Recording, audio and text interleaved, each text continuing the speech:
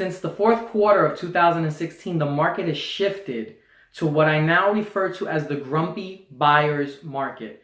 I believe that most active listings in my particular state in Florida, in my particular county that I work, Seminole County, Florida, are severely overpriced due to sellers not realizing the tone and attitude of buyers. And I think the backdrop creating this market shift of grumpy buyers, it lies in the feelings of uncertainty of Americans that they have a high regard for job security now and a lack of income growth and political uncertainty and things like that. And so we have this market shift, right, with these grumpy buyers that are looking at sellers like you and I who are trying to sell a property right now. They're looking at us as greedy. So I'm doing this YouTube video. I haven't done a YouTube video in a little bit because we've been busy with a lot of projects. Thank God for that. But I wanted to take the time and just get this video out there because I think it's important, especially I'm talking in this particular video to you who's trying to sell a house right now, whether it be another investor watching this video or whether it be if you're just trying to sell your own personal house. So I'm Jonathan Otero. I'm the owner of J&J Management Group and We Buy Houses Seminole. And this video is going to be called How to Get More Offers.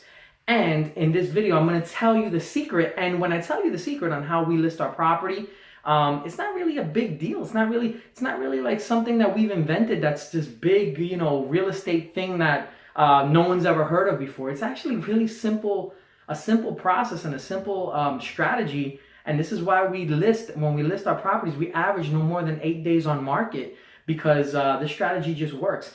And I want to give a big shout out to my mentors who've helped me in my real estate career. Stephanie, if you're out there and you're watching this video, thank you so much because you guys have really helped me out and you've taught me the strategy, and it's so simple and it's so easy. But you know what it is? A lot of people, they get emotionally attached to their house and they can't realize this. And let me just get right into it and let you know what that secret is. Let me backtrack and explain to you what most people do, and then I'm going to tell you what we do. So I'm going to use my flip that I got going on in Winter Springs, Florida right now as an example because it's perfect because we got it going on right now.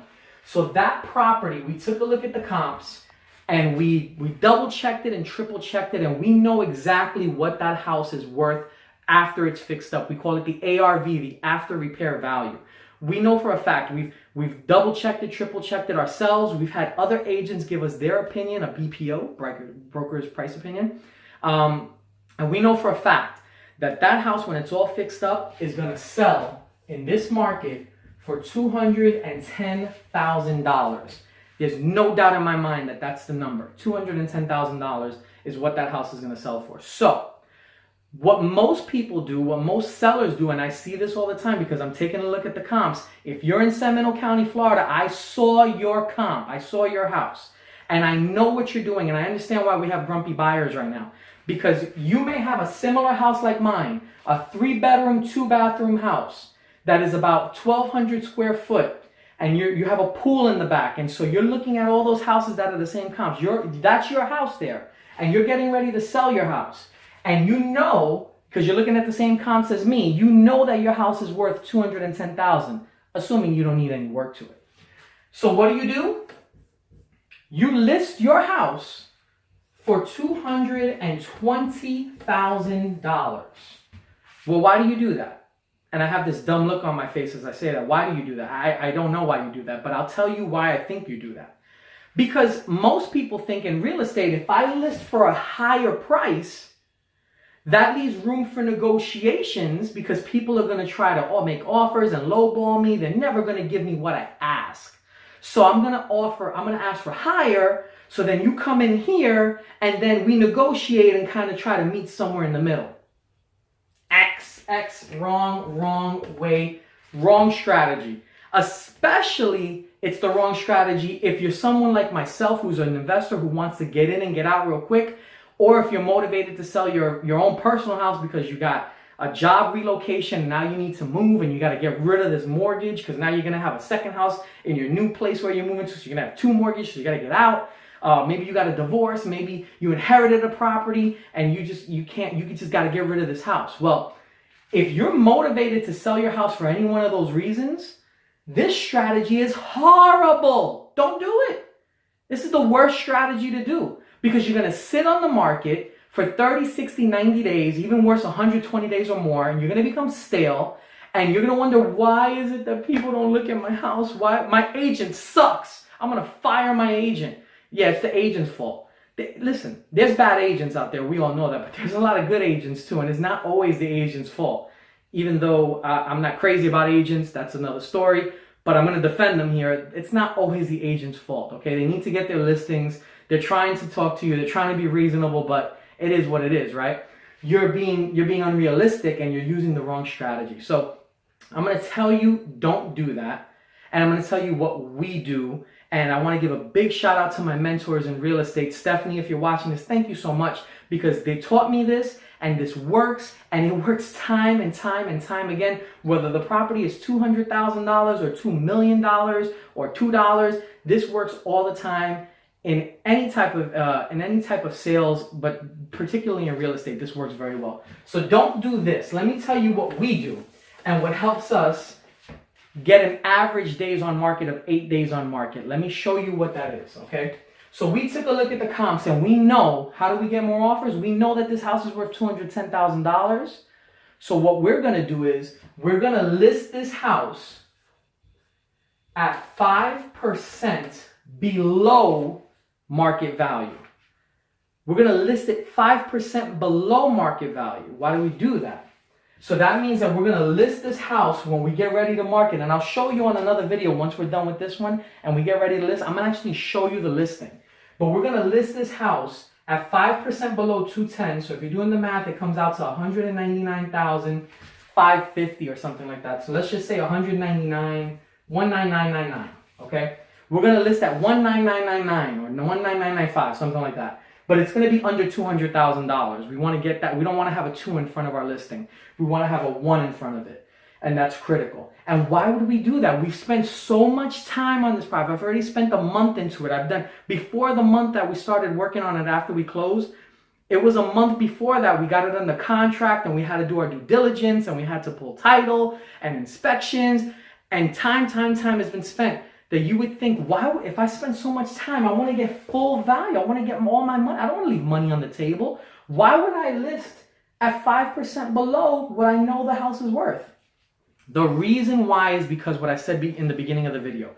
There's grumpy buyers out there. You have to take your listing and separate it and make it stand apart from the rest of your competition. How do you stand apart from your competition? In real estate, at least, you have to undercut your competition, and you have to list below market value. So when you hit the market on day one, that listing is just glaring in front of agents, and they're drooling to get into your house, and their clients are drooling to see it and make an offer, because all the houses in this neighborhood are going to be listed around 210 or more.